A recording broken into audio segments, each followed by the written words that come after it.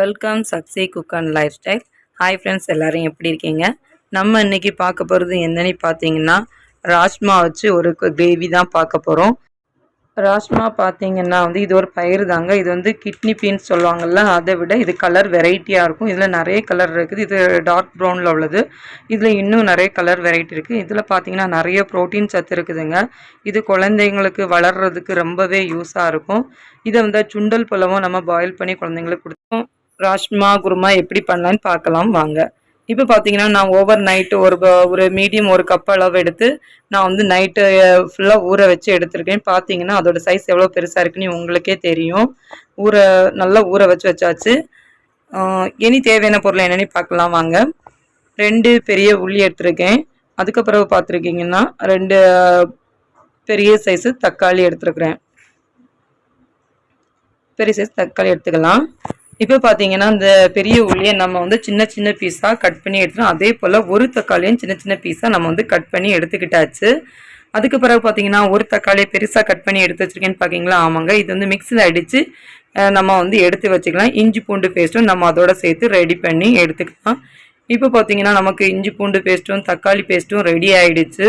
அதுக்கு பிறகு ராஜ்மா நம்ம இப்போ வேக வச்சு எடுத்தாச்சு.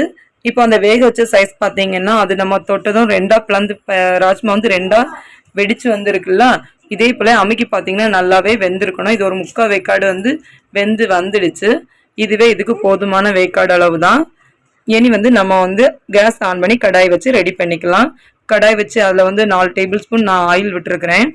அதுக்கு பிறகு பார்த்தீங்கன்னா கொஞ்சமாக பெருஞ்சீரகம் சேர்த்துக்கலாம். அதோட ஒரு சின்ன சைஸ் ஸ்டாரும் நம்ம அதோட சேர்த்துக்கலாம். அப்புறம் பார்த்தீங்கன்னா 2 கிராம்பும் சேர்த்துக்கலாம். அப்புறம் சின்ன சைஸ் ஏலக்காவும் நம்ம அதோட சேர்த்து கொஞ்சம் எண்ணெயில் பொரிஞ்சு வர்றது வரைக்கும் நம்ம வதக்கி எடுத்துக்கலாம். அதுக்கு பிறகு பார்த்தீங்கன்னா நம்ம சின்னதாக கட் பண்ணி வச்சிருக்கிற பெரிய வெங்காயத்தை அதோட சேர்த்து நல்லாவே வதக்கி விட்டுக்கலாம். அது உங்களுக்கே தெரியும், நல்லா கண்ணாடி பதம் வரது வரைக்கும் நம்ம வதக்கி விட்டுக்கலாம். இப்போ உள்ளி நல்லா வதங்கிடுச்சு. இப்போ நம்ம எடுத்து வச்சிருக்க இஞ்சி பூண்டு பேஸ்ட்டும் அதோட போட்டு நல்லாவே வதக்கி எடுத்துக்கிடலாம். அந்த பச்சை வாசனை போகிறது வரைக்கும் நல்லா நீங்கள் வதக்கி எடுத்த பிறகு ஒரு மனம் வரோங்க, வதங்கினது போல். அதுவே நமக்கு போதுமான அளவு. இப்போ பார்த்தீங்கன்னா இனி நம்ம கட் பண்ணி வச்சுருக்கிற தக்காளியும் இதோட சேர்த்து நம்ம வதக்கி விட்டுக்கலாம். இப்போ தக்காளி சேர்த்தாச்சு. இதையும் ஒரு 3/4 அரைப்பதம் வர்றது வரைக்கும் நம்ம வதக்கி விட்டுக்கலாம். தக்காளி கொஞ்சம் நல்லா மசிஞ்சு வர அளவுக்கு நம்ம நல்லா வதக்கி எடுத்துக்கலாம். இப்போ பார்த்தீங்கன்னா நமக்கு ஓரளவு தக்காளி நல்லாவே வதங்கி வந்துடுச்சு. இனி நம்ம பேஸ்ட்டு அரைச்சி வச்ச தக்காளியும் அதோட சேர்த்து தண்ணி சுண்டுற அளவுக்கு நம்ம வதக்கி எடுத்துக்கலாம். கேஸை சிம்மில் வச்சு நம்ம இதை ரெடி பண்ணி எடுத்துக்கலாம். அப்போ தான் கொஞ்சம் நல்லா சீக்கிரம் வேகும். இப்போ நம்ம மசாலா பொருள் நம்ம அதோட சேர்த்துக்கலாம்.